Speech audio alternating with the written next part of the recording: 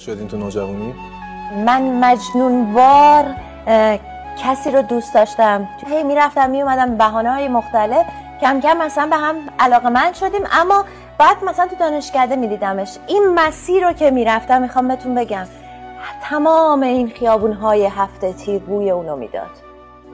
من اینجوری استشمام میکردم تا برسم بهش. عجب عشق عمیقی داشتی. آره، به هر دلیلی خواستیم ازدواج کنیم و اون آقا برگشت تهش گفت دیپلم داری؟ دیپلم مثلا من فوق لیسانسم نمیدونم چی هم، اینا خانواده ممکنه نفهمه. قلب منو شکوند. انقدر من شکستن قلبمو شنیدم، صدای شکستن قلبمو. شاید شانس آورده ایم که بعضی از درها هرگز به رویمان باز نشد. ببین خیلی وقت در وقتی باز بشه بعدا میگیم آخ چرا این کارو من کردم، چرا اصلا قبول کردم از این کمکی که میخواستم، کاش قبول نمیکردم، چون بعدا بیچاره میکنه آدم.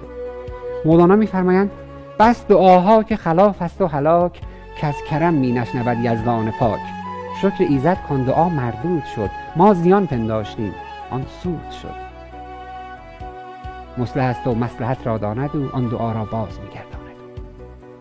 خیلی وقت ما ناراحت میشیم از لحظه، ولی بعدها میگیم خدا رو شکر که اون اصلا من این کارو نکردم.